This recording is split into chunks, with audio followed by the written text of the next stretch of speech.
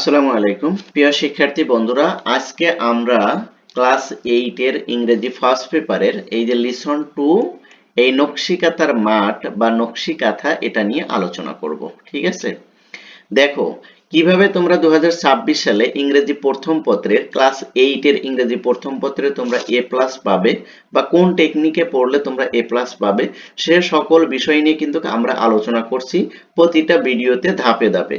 তাই তোমরা যদি রেগুলার যদি এই ভিডিওগুলো দেখো তাহলে খুব সহজেই 2026 সালে ইংরেজি প্রথম পত্র এবং ইংরেজি দ্বিতীয় পত্রে খুব সহজেই এ প্লাস রাখতে পারবে।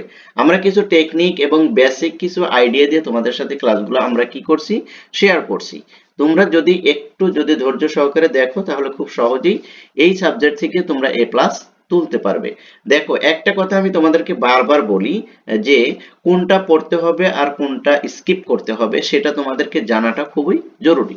তোমরা যদি এগুলো যদি জানতে পারো তাহলে খুব সহজেই তোমরা নিজেরাই সাজেশন করতে পারবে এবং নিজেরাই বলতে পারবে যে কোনগুলো তোমার ফার্স্ট সেমিস্টারে বা কোনগুলো তোমার প্রথম সাময়িক পরীক্ষায় আসবে সেটা তুমি নিজেই গেস করতে পারবে। ওকে, তাহলে চলো আর বেশি কথা না বাড়ি আমরা একটু এদিকে মনোযোগ দেব।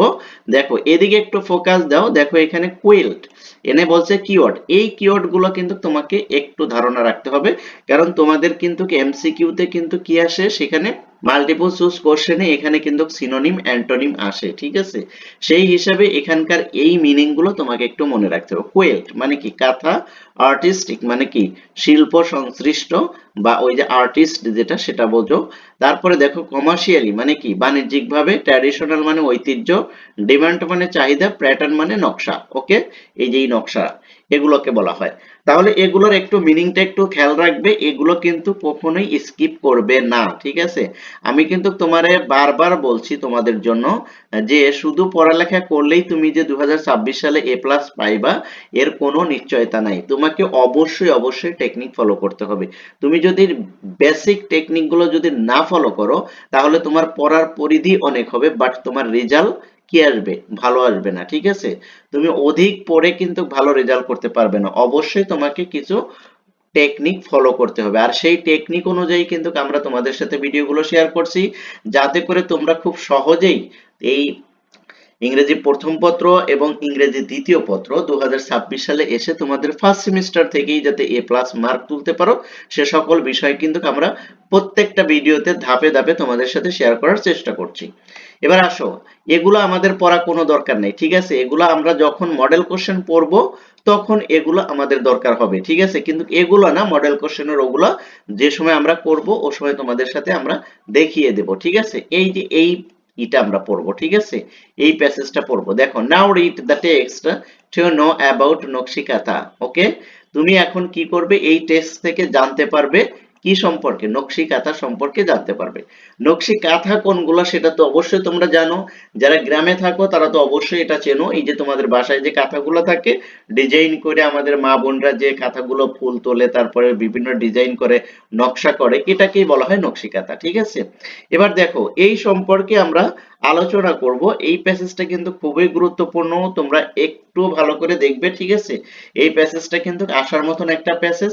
দেখো একটু কি বলছে, আমরা একটু মিনিংটা করার চেষ্টা করব এবং প্যাসেজের মূল যে থিমটা, ঠিক আছে, এটা আমরা আগে আয়ত্ত করার চেষ্টা করব, কারণ প্রত্যেকটা টপিকসের যদি টেক্সটের যদি আমরা মূল থিমটা যদি ধরতে পারি, ঠিক আছে, তাহলে এখান থেকে যতগুলো কোশ্চেন করা হবে সব কোশ্চেনের কিন্তু বেসিক আনসারগুলো তুমি খুব সহজেই করতে পারবে। ঠিক আছে, কারণ হলো যে যখনই তুমি কি তোমার অনুচ্ছেদের বা তোমার টপিকস এর মূল থিমগুলো যখন তুমি জানতে পারবে বা এই সম্পর্কে তোমার একটা কনসেপ্ট থাকবে ক্লিয়ার, তখন কিন্তু এখান থেকে মাল্টিপল চুজ কোশ্চেন বলো, ওয়ার্ড মিনিং বলো, তারপরে এখান থেকে যে ধরনের কোশ্চেনই করা হোক সবগুলোরই কিন্তু আনসার তোমাকে দিয়ে যাবে। ঠিক আছে, তাহলে চলো আমরা এখান থেকে একটু গল্পর ছলে ছলে আমরা একটু শেখার চেষ্টা করি যাতে করে আমাদের কি হয়, পিছার না পড়ে এবং খুব এনজয় করে আমরা এগুলো শিখতে পারি।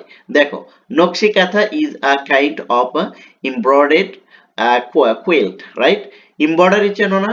এমব্রয়ডারি ওই যে বর্ডার বর্ডার করে, দেখো না অনেক সময় পাঞ্জাবিতে কি করে, পাঞ্জাবির হাতায় তারপরে তারপরে তোমার ওই যে গলার এখানে, ঠিক আছে, তারপর কি কলারে এখানে কিন্তু কি করে, এমব্রয়ডারি করে। ঠিক সেটাই বলছে। ঠিক আছে, নকশি কাঁথা is a kind of embroidered কোয়েল্ট, অর্থাৎ এক ধরনের নকশি অর্থাৎ এমব্রয়ডারি করা যে কাঁথাগুলো সেগুলো। এটা কয় ধরনের হয়, কাঁথা আবার এমব্রয়ডারি করে তারপরে আবার কি হাতেও ফুল তোলে, এ ধরনের কি এই ধরনের যে কাঁথাগুলো সেগুলোকে বলা হয় হলো নকশি কাঁথা। তারপরে দেখো the name of is taken, the name of is taken, আর এই নামটি নেওয়া হয়েছে ফ্রম দ্য বাংলা, বাংলা থেকে, ঠিক আছে, বাংলা ওয়ার্ড থেকে এই নামটা নেওয়া হয়েছে নকশি কাঁথা। এটা কোত্থেকে নেওয়া হয়েছে, the name of is taken from the Bangla word, এই নামটা কিন্তু বাংলা থেকে নেওয়া হয়েছে। এই যে কিছু কিছু যে ইগুলো সেন্টেন্স গুলো এগুলো কিন্তু তোমাকে একটু কনসেপ্ট ক্লিয়ার করে রাখতে হবে, ঠিক আছে, কারণ এখান থেকেই তোমার কি আসবে, চুজ দ্য কারেক্ট আনসার, তারপরে কি ওয়ার্ড মিনিং এখান থেকেই কিন্তু দিয়ে দিবে।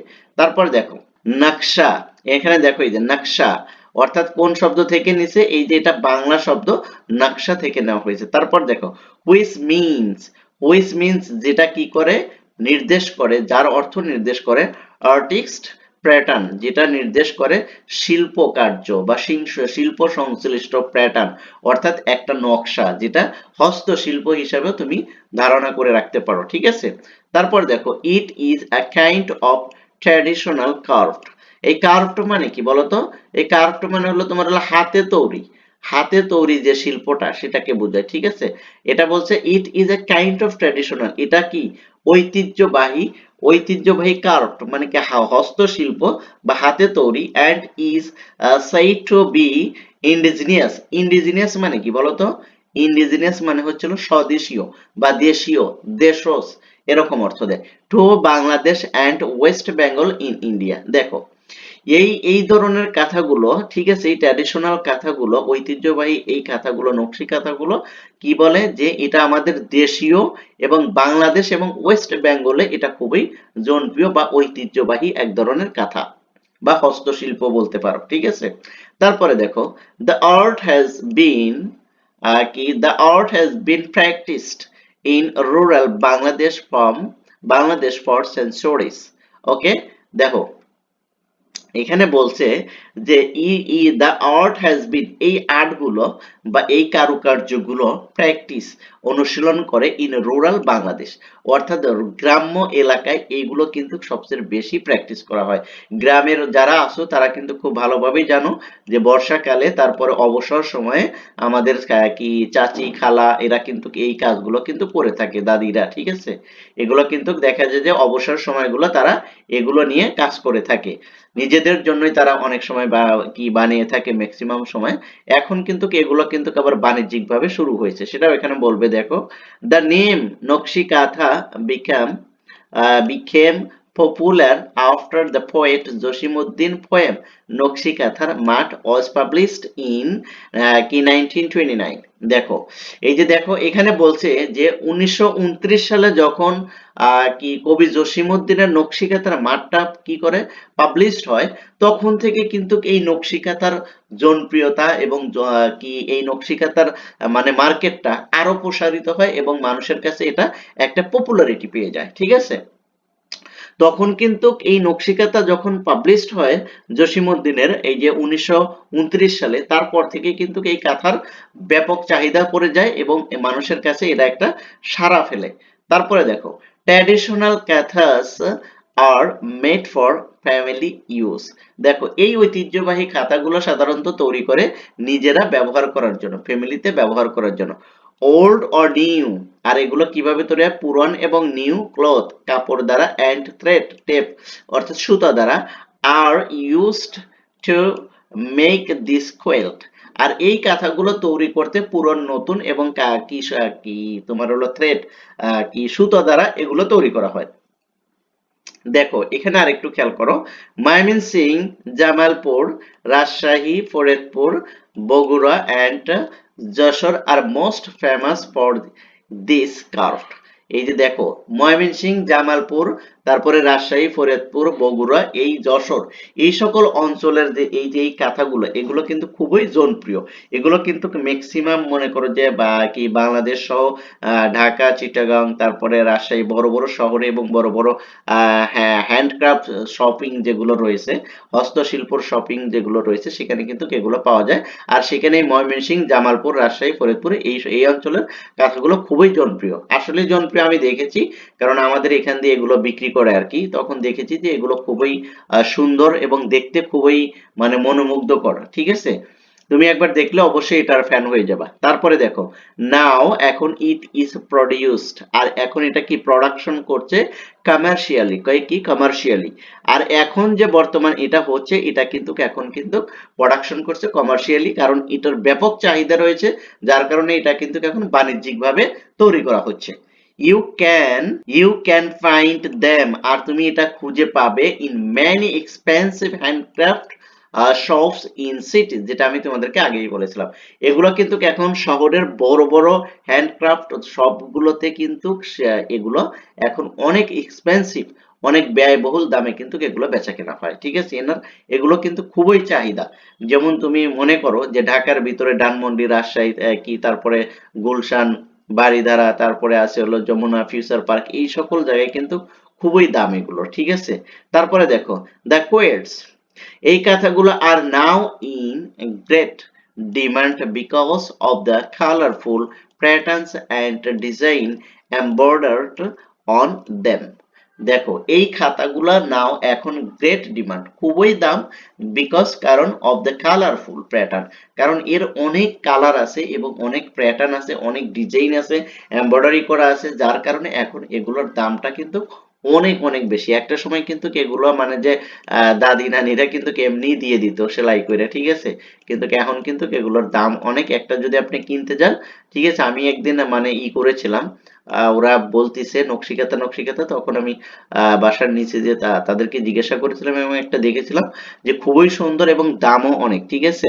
4,000 5,000 আরো বেশি, মানে যত নকশা করা যত কাজ করা তত আরো বেশি। এখন কিন্তু এগুলোর কিন্তু চাহিদাটা অনেক বেশি।